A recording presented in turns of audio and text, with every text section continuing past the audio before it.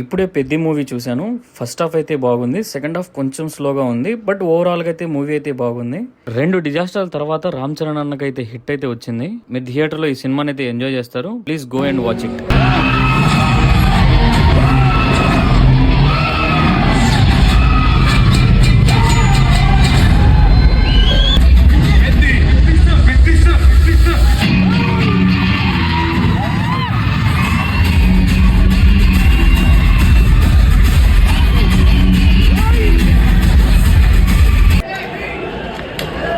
తప్పుకోరా. ఇదిగో రాంబుజన్న నా పేరు కాదు, ఇంటి పేరు లౌడు, అసలు పేరు శేషన్న. అలాగేరా.